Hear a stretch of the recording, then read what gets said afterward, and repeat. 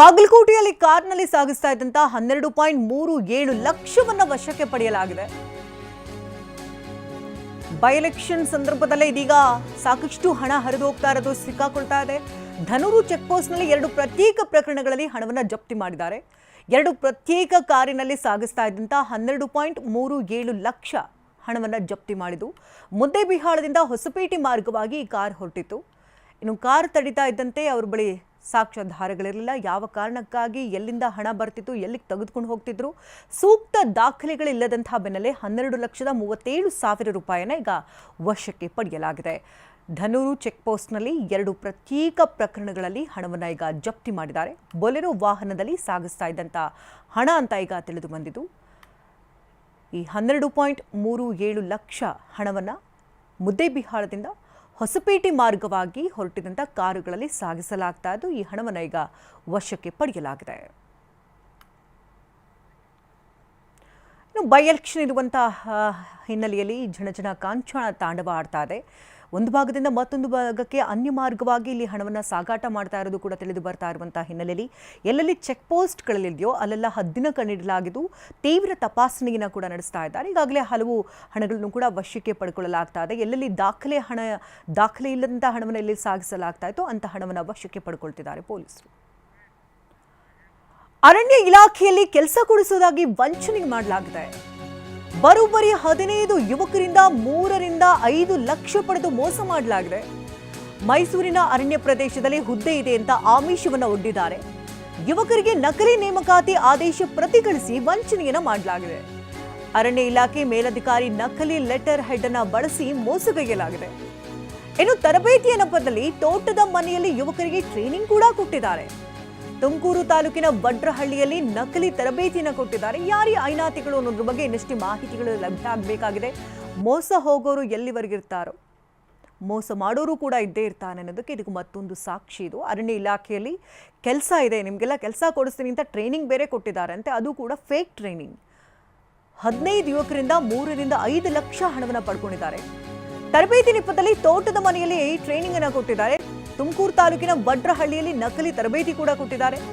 ತುಮಕೂರು ಗ್ರಾಮಾಂತರ ಪೊಲೀಸ್ ಠಾಣೆಗೆ ಇದೀಗ ಯುವಕರಿಂದ ದೂರನ್ನ ಸಲ್ಲಿಸಲಾಗಿದೆ. ತರಬೇತಿ ನೆಪದಲ್ಲಿ ತೋಟದ ಮನೆಯಲ್ಲಿ ಯುವಕರಿಗೆ ಟ್ರೈನಿಂಗ್ ಕೊಟ್ಟಂತಹ ಬೆನ್ನಲ್ಲೇ ಜೊತೆಗೆ ಇಲ್ಲಿ ಲೆಟರ್ ಹೆಡ್ ಅನ್ನ ಕೂಡ ಬಳಸಿಕೊಂಡಿದ್ದಾರೆ. ನಕಲಿ ನೇಮಕಾತಿ ಆದೇಶ ಪ್ರತಿಯನ್ನ ಯುವಕರು ಕಳಿಸಿದ್ದಾಗೆ ಹಾಗೂ ನಂಬ್ಕೊಂಡಿರ್ತಾರೆ ಕೆಲಸ ಸಿಗಬಹುದೇನೋ, ಹುದ್ದೆ ಖಾಲಿ ಇದೆ ಅಂತ.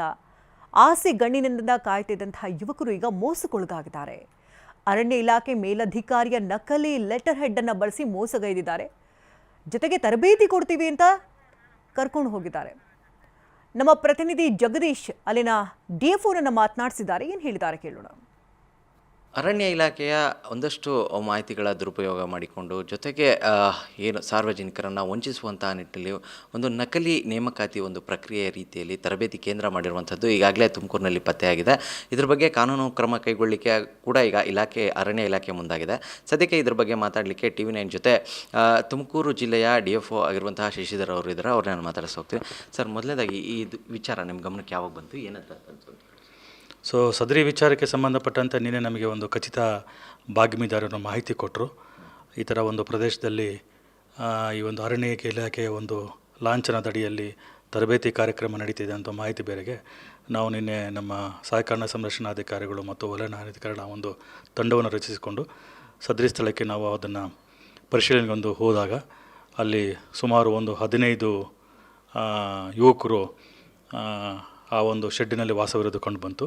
ಸೊ ಅವ್ರನ್ನ ಮತ್ತೆ ಮುಂದುವರೆದು ವಿಚಾರ ಮಾಡಿ ನೋಡಲಾಗಿ ನಾವು ಈ ಥರ ತರಬೇತಿಗೆಂದು ನಮ್ಮನ್ನು ಕರ್ಕೊಂಡು ಬಂದಿದ್ದಾರೆ.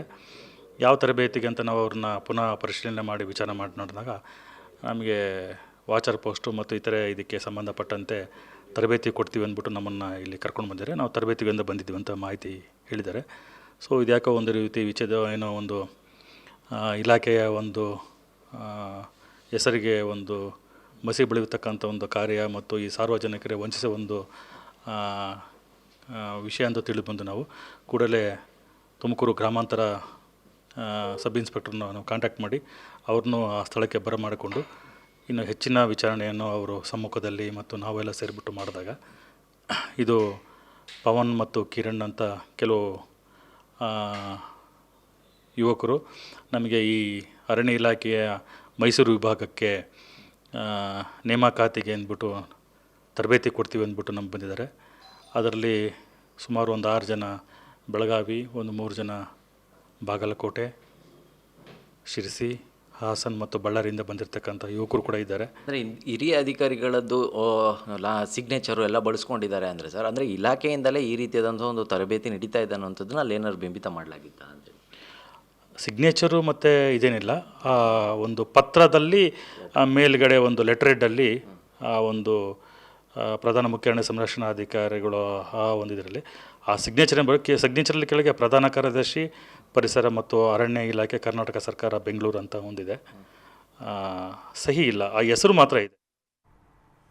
ಈ ವಿಚಾರಕ್ಕೆ ಸಂಬಂಧಪಟ್ಟಂತೆ ಡಾಕ್ಟರ್ ಜಿ ಪರಮೇಶ್ವರ್ ಮಾತನಾಡಿದ್ದಾರೆ. ಗೃಹ ಸಚಿವರು ಏನು ಹೇಳಿದ್ದಾರೆ ಕೇಳೋಣ. ನಾನು ಈಗ ತುಮಕೂರಿಗೆ ಹೋಗ್ತಾ ಇದ್ದೀನಿ.